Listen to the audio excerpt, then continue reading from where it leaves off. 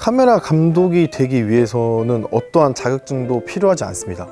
그러니까 카메라 감독은 책임감과 자기 능력이 부족하면은 이런 모든 스태프들에게 피해를 주기 때문에 자기가 현장을 가서 배워보는 게 저는 가장 그게 큰 지름길이라고 생각이 듭니다. 이런 거는 얘기하면 안 되지 않나? 여튼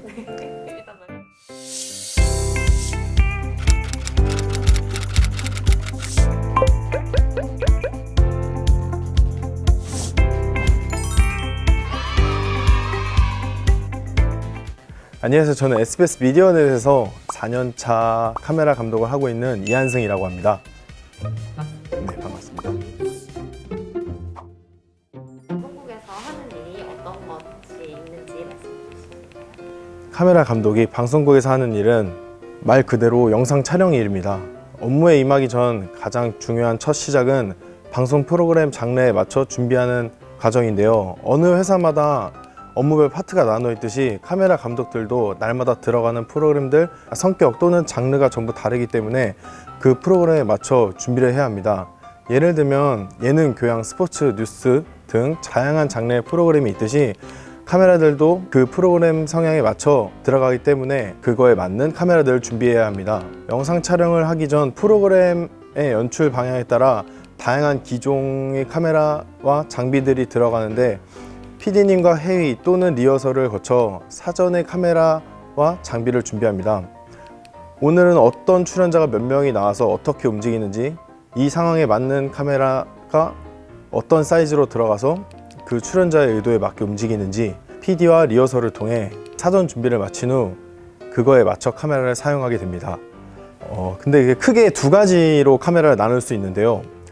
바로 ENG 카메라와 EFP 카메라입니다. 먼저 ENG 카메라는 대부분 여러분들이 보는 예능, 드라마 등 거의 방송국에서 쓰고 있는 카메라라고 생각하시면 되겠는데요.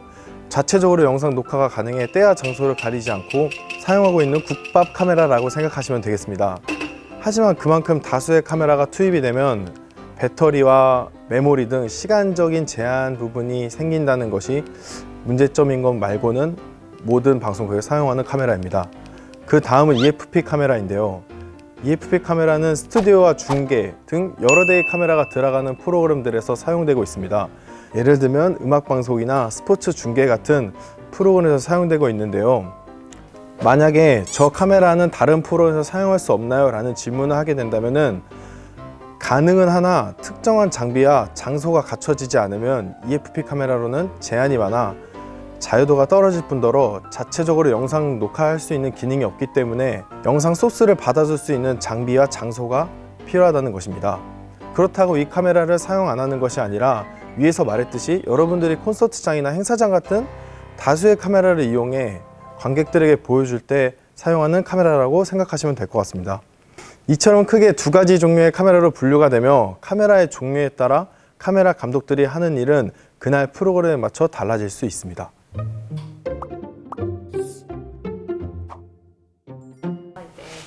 카메라 감독이 되기 위해서 어떤 준비 과정을 거치셨는지 말씀해 주세요.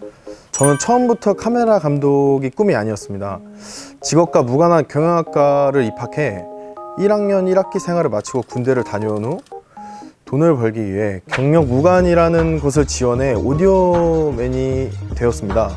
오디오맨은 오디오라는 단어가 들어가 음향 쪽 관련이 있는 것 같지만 전혀 다른 분야로서 카메라 감독의 보조 역할을 맡아서 합니다. 경력 무관이라고 지원 공고에 적혀 있듯이 카메라 감독이 시키는 대로 움직이고 단순 보조 업무만 하는 역할이었습니다. 드라마에서 오디오맨은 카메라 감독이 촬영을 들어가기 전 카메라 장비와 렌즈를 세팅해 놓는 역할을 맡는데 하루는 촬영씬이 하수구에서 배우가 탈출하는 장면이었습니다. 너무 환경이 더럽다 보니 카메라 감독님은 하수구에 들어가기 좀 꺼려 하셨고 저한테 한 컷을 맡기셨는데 그 한 컷이 OK 컷이 되었고 저는 아직도 그 OK 컷이 몇 화인지 기억도 납니다. 그때 촬영 현장은 더럽고 냄새가 고약했지만 제가 촬영을 한다는 것에 너무 설레었고 그때 처음으로 카메라 감독이란 꿈을 갖게 되었습니다. 그 이후로 공부는 그렇게 열심히 안 했으면서 카메라 관련된 서적들은 모두 찾아봤고 사내에 있는 카메라들을 작동해보고 숙지하고 싶어 시간이 틈틈이 날 때마다 연습을 했습니다.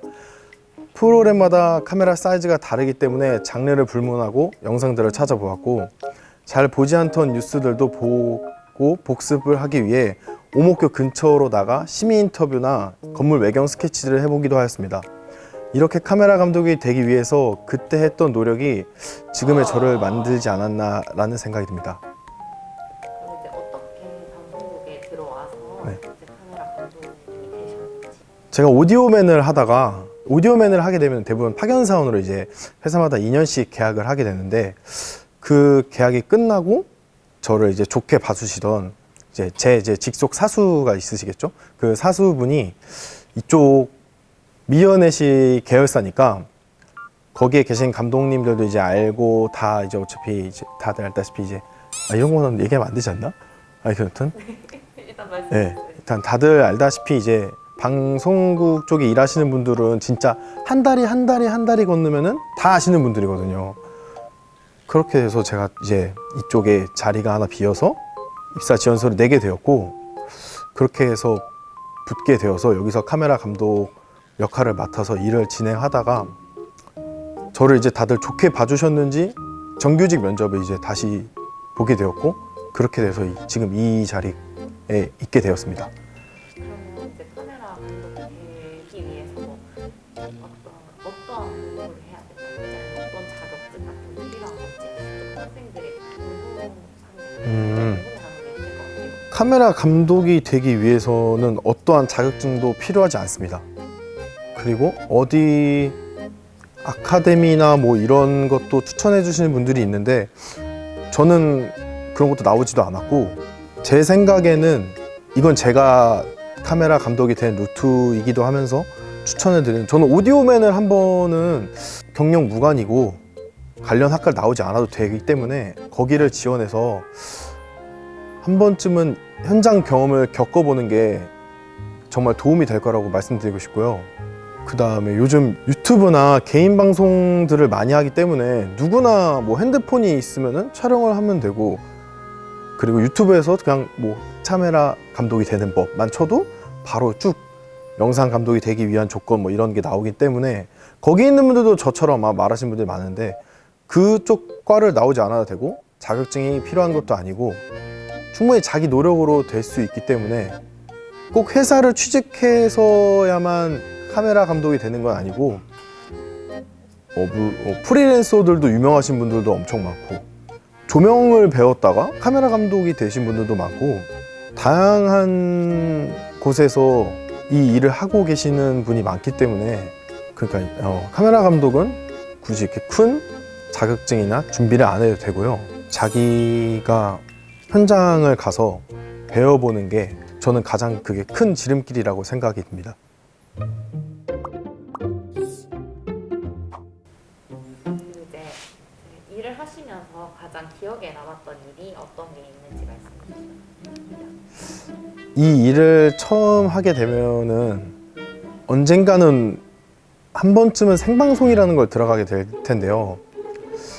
이게 제가 입사하고 첫 방송사고를 낸 일인데, 인물이 총 4명이 나오는 골프 프로그램에 제가 생방송으로 들어갔습니다. 근데 이제 그때 저희가 중계가 많고 이래서 바빠서 어쩔 수 없이 제가 들어가는 일이 생겼는데, 이제 선배님들은 저한테 이걸 네가 할 수 있냐, 이 카메라를 네가 잡아서 생방송에 그런 카메라 무빙이 가능하냐 라고 물어봤는데, 저는 이제 신입사원이니까 거기서 할 수 있다, 걱정하지 말라, 재방송도 많이 보고 왔고 연습도 많이 해봤다 라고 해서 그래 그럼 해봐라 라고 해서 이제 잡게 되었는데, 그때 잡았던 카메라가 4번 카메라거든요.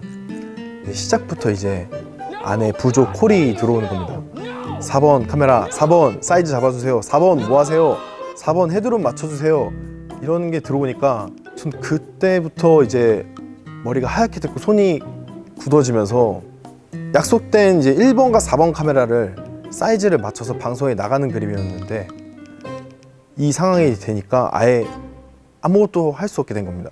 왜냐하면 이게 생방송이라는 책임감과 부담감이 너무 커버린 나머지 제가 아직 프로가 아니었던 생각인 것 같아요. 그래서 이제 사고는 내지 말아야 돼라는 그 강박관념이 너무 강해져서 아무것도 못하고 그냥 그렇게 처음 시작 그 사이즈로 갔던 경험이 있는데 그때 이후로 느꼈던 게 이 일을 하면은 책임감과 자기 능력이 부족하면은 이런 모든 스태프들에게 피해를 주기 때문에 다시는 그러지 말아야 되겠다는 경험이 있었습니다. 네.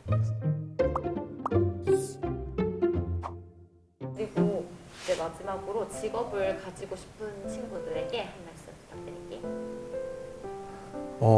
카메라 감독이란 직업을 가지고 싶은 친구들에게 요즘 카메라 감독이 되기에 너무 좋은 환경이 많이 마련되어 있습니다. 인터넷에 보시면은 뭐 유튜브나 개인 방송들이 정말 잘 되어 있는데 그만큼 인기가 많아짐으로써 카메라 감독 직업의 수요가 많아졌고 이미 방송국에서도 유튜브나 개인 방송들을 위해 카메라 감독들을 신입으로 뽑기도 하고 VJ로도 많이 뽑기도 합니다. 그렇기 때문에 수요가 많아진 것만큼 일자리가 많아졌기 때문에 여러분들이 다가가기 정말 쉽다고 생각합니다. 그리고 만약 카메라 감독으로 직업을 준비하다 그만둔다 하더라도 영상 촬영 능력을 이미 배웠기 때문에 이거는 제가 살아가면서 누굴 찍어줄 수도 있고 뭐 친구의 결혼식을 가서 해줄 수도 있는 거고 자기 인생에 도움이 되는 능력을 하나 얻었다고 생각하고 그렇게 그 카메라 촬영 능력을 이용하시면 될 것 같습니다. 방송국에 들어와서 카메라 감독을 하게 되면은 모두가 그렇듯 자기 네임이 하단에 나가는 게 가장 뿌듯하고 드라마 같은 경우는 이제 자기 네임 스코어이 쭉 내려가면서 뭐 촬영팀, 뭐 감독님 이름 나오고 제 이름 나오고 하니까 그때 순간이 가장 되게 뿌듯한데요.